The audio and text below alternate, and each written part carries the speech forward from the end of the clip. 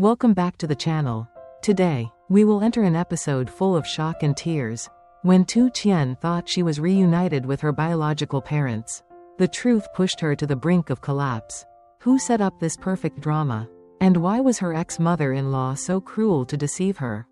Let's uncover each layer of secrets in the episode, Unmask the Liar, to find out who is really behind it all.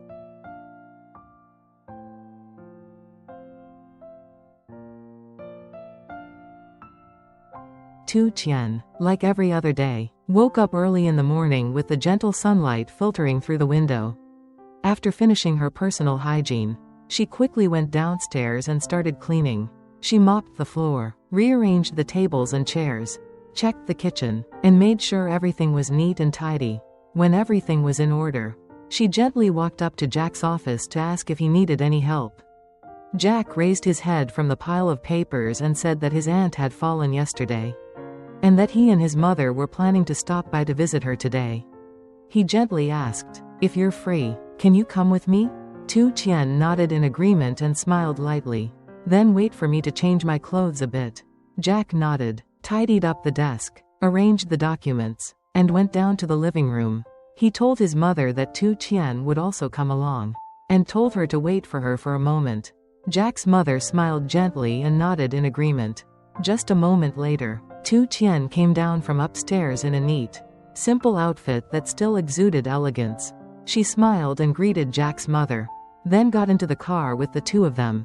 The car rolled into the peaceful morning, the three of them chatting happily, heading straight towards her aunt's house. In Tien's heart, a warm feeling spread. She felt so close and intimate with Jack's family, as if she was an indispensable part of that house.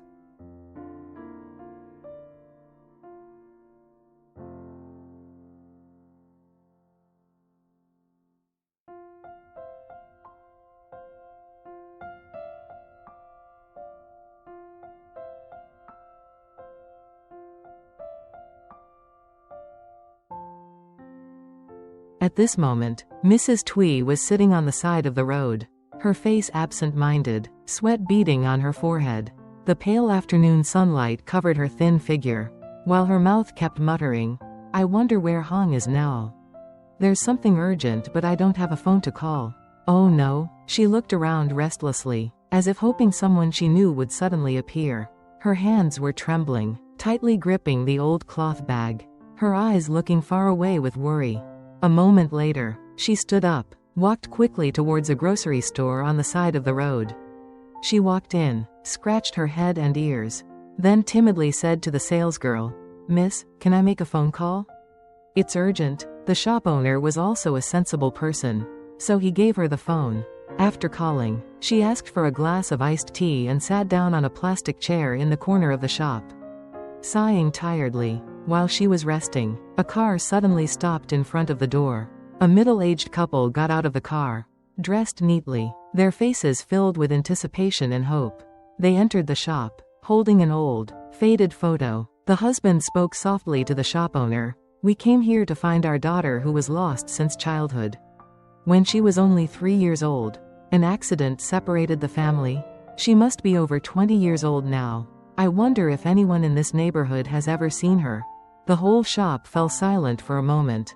Mrs. Tui curiously looked up at the other two people, then turned to look at the photo. In the photo was a little girl with a round face, bright eyes, and a radiant smile, but she looked at it for a long time but still could not recognize anyone. "She has changed a lot since she grew up. It's hard to recognize her," she muttered, then quietly turned away, saying nothing more. The middle-aged couple thanked everyone and quietly left the shop. A moment later, Mrs. Tui was still sitting there, but her eyes had a strange look. She suddenly remembered Tien. Although she was not sure, an idea suddenly popped into her head. Her eyes flashed with calculation. "I'm out of money," she muttered, then suddenly stood up, picked up her bag and ran in the direction the couple had gone. Catching up with them in the parking lot, she gasped, "Wait a minute. I think I might know the whereabouts of the child." The other two people's eyes lit up, happily asking a series of questions. Not missing the opportunity, Mrs. Tui whispered, "I'm not sure yet, but if it's true, I'll need to investigate a bit more."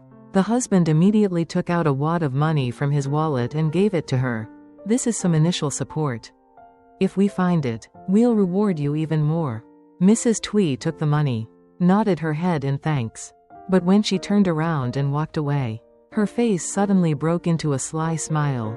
Her hands clenched the stack of money in her palms, her eyes flashing with calculating intent as if she had seized an unexpected opportunity to make money.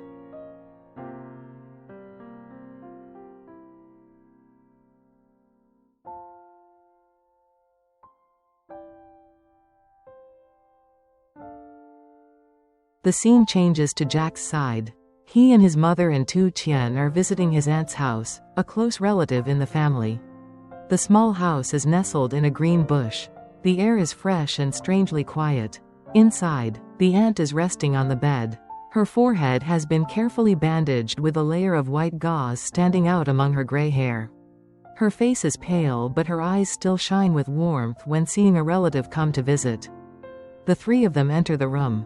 The atmosphere suddenly becomes cozy. Jack approaches and holds the aunt's hand, gently asking, "How are you feeling, Aunt? Is it still painful?" Tien also gently sits down on the edge of the bed, her eyes filled with concern. "I heard from Mom that you slipped in the kitchen. Luckily, it was just a minor bump on the head." The aunt nodded slightly, her voice trembling but full of emotion. "Yes, I'm old. I can't walk as quickly anymore. I'm so happy to see you guys here." Jack's mother held a glass of water for the aunt while chatting animatedly, recounting small stories in the village, asking about her health and telling her to eat well. After a while, she turned to Jack and said gently, "If you have something to do, go ahead. I'll stay here with you for a few days so you won't be so sad." Jack nodded, told his mother a few things, then said goodbye to the aunt and walked out to the car with Tien. The two quickly arrived at a house construction site that was in the process of being completed. The atmosphere here was bustling with the sounds of hammers, saws, and the smell of new paint. Jack met the homeowner, a kind middle-aged man with a face full of anticipation. "Don't worry, at this rate and with favorable weather, it will only be about a month before we can hand over the house to you." Hearing that, the landlord was delighted. "Really? That's great. My family has been looking forward to having a stable place to live for a long time." Jack immediately climbed onto the roof, carefully checking each tile, each joint, making sure everything was correct. After making sure everything was in order, he jumped down, dusted his hands, and turned to Tien, who was waiting near the small truck. "Done. Let's go back to the farm." Tien nodded. Both of them got into the car, heading towards the familiar peaceful place, where their common dream was becoming more and more clear.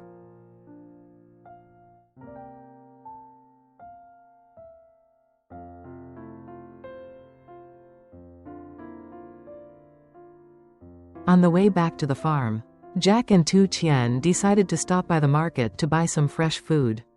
The market was bustling and colorful with stalls selling fresh vegetables, meat and fish, and the cheerful laughter of the people. Jack pushed his motorbike slowly through the crowd, choosing food while saying, "Today, let's cook rice to eat with Uncle Dung. It's been a long time since we ate together. He must be very happy." Tien smiled, quickly picked some young spinach, added a bunch of fresh fish and a few ripe tomatoes. She seemed to be used to taking care of each small, cozy meal on this farm. After buying, the two of them returned to the farm and saw Mr. Dung, Jack's gentle uncle who had been close to him since childhood, sitting on the porch, lighting a fire. The smoke from the stove spread in the gentle afternoon sunlight, creating a scene that was both familiar and rustic. Mr. Dung looked up and saw the two of them coming back, chuckling. "You came back just in time. I was planning to cook something simple." Without hesitation, Tien rolled up her sleeves and walked into the kitchen. She was familiar with finding a knife, washing the fish, and preparing the ingredients. Jack brought the food inside for a moment when the phone rang. It was a company employee calling to report an urgent matter. Jack frowned at his watch and then turned to Tien and said, "I have to run to the company for a bit. You stay here and help Uncle Dung cook. I'll be right back." "Yes, you go. I'll take care of it here." Tien nodded, her eyes filled with peace of mind. After Jack left, Mr. Deng and Tien continued to prepare the meal. Mr. Deng picked up the fish, pondered, and then asked, "This fish, how would it be delicious?" Tien smiled gently. "Jack likes grilled fish. Dad, let's grill it. It's simple and very fragrant." "Okay, then grill it. Let's prepare the charcoal." While chatting, father and son prepared 1 or 2 more dishes, boiled vegetables with fish sauce, fried eggs with onions, all simple but full of family love. The soft laughter under the porch, amidst the smoke from the kitchen and the gentle afternoon light, was proof of a simple yet warm afternoon in the familiar countryside.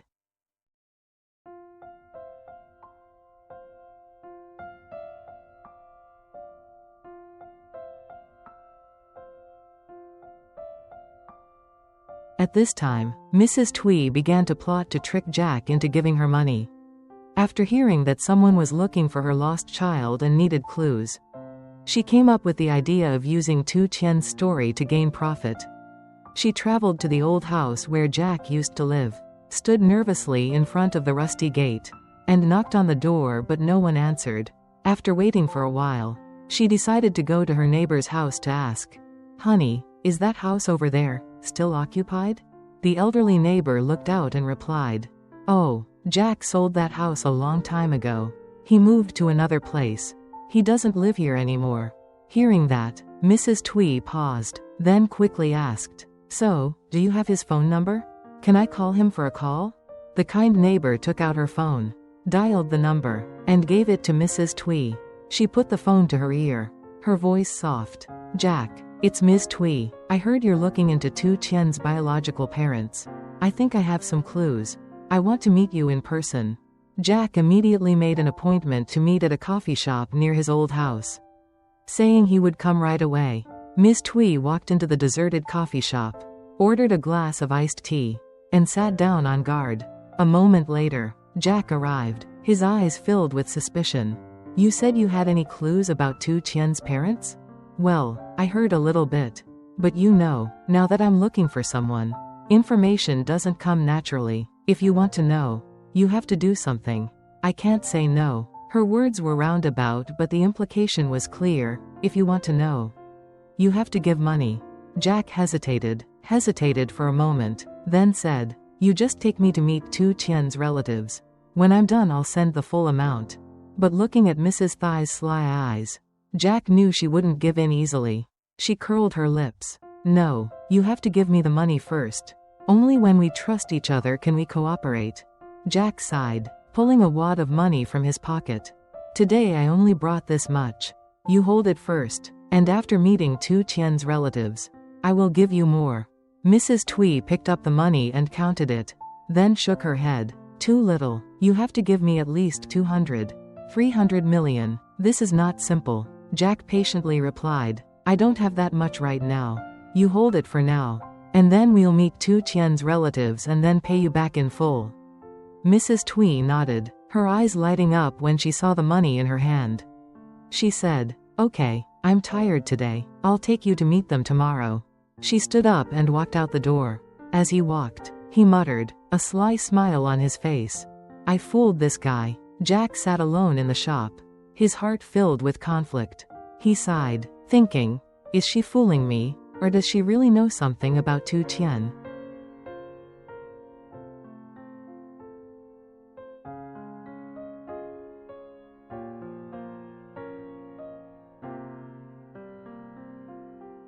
At the same time, 2 middle-aged people, a husband and wife on a journey to find their child who had been lost since they were 3 years old, heard an important piece of information. In this area, there was a girl named Tien, who had also lost her biological parents since she was a child. People in the market and around the neighborhood all mentioned her with sympathetic eyes, saying that she was currently living and working on a small farm outside the village. Without hesitation, they asked for directions and hurriedly followed the winding dirt road leading to where Tien was. That afternoon, the pale sunlight covered the lush green trees. When Tien was cleaning the garden, she heard a soft call outside the gate. She stepped out and saw a middle-aged couple, their eyes filled with longing. The man spoke first, his voice trembling slightly. "Are you Tien? My family and I are looking for our child who was lost since we were young. I heard that you also lost your family. So I came here to ask. Tien paused for a moment, her eyes wide with surprise. She nodded slightly and invited the two of them to sit on a stone bench under the shade of a tree. The woman carefully took out an old photo from her pocket, the edges of which had been worn down over the years. The photo was of a 3-year-old girl with short hair, bright eyes and fair skin. The two of them placed hope in their eyes, waiting for a miracle. Tien held the photo in her hand, looked at it intently for a long time, then shook her head slightly. Her voice choked. I also lost my biological parents when I was young, but the person in the photo is not me. I'm sorry. I also really want to see my parents again. Having said that, her eyes welled up with tears. She tried to force a smile, but the words seemed to be stuck in her throat. The three of them were silent, letting the afternoon wind blow gently through their hair and their hearts, which were wavering between unfinished hopes. A moment later, the couple stood up and bowed slightly to Tien. She held their hands and said softly, "You two stay and have dinner with me. It's almost dark." "Thank you, but we have to continue. Who knows if there's still hope somewhere else." They left, silently in the falling afternoon light, while Tien stood silently by the gate, still holding the old photo, her heart filled with so many emotions that she couldn't name.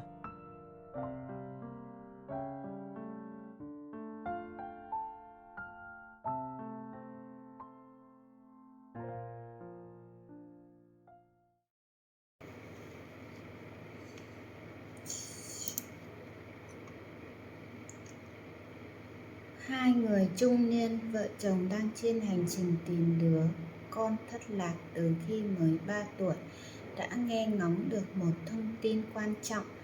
Trong vùng này có một cô gái tên Tử Tiên, cũng từng bị thất lạc cha mẹ ruột từ nhỏ.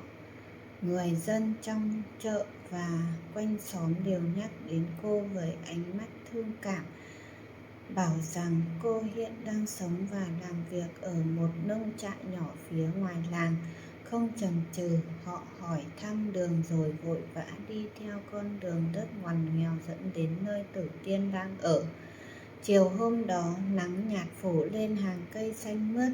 Khi Tử Tiên đang dọn vườn thì nghe tiếng gọi ngoài cổng. Cô bước ra thấy một đôi vợ chồng đứng tuổi, ánh mắt tràn đầy mong mỏi. Người đàn ông mở lời trước, giọng khẽ run: "Cháu là Tử Tiên phải không bác? Bác với nhà bác đang đi tìm con bị thất lạc từ hồi nhỏ. Nghe nói cháu cũng từng lạc mất gia đình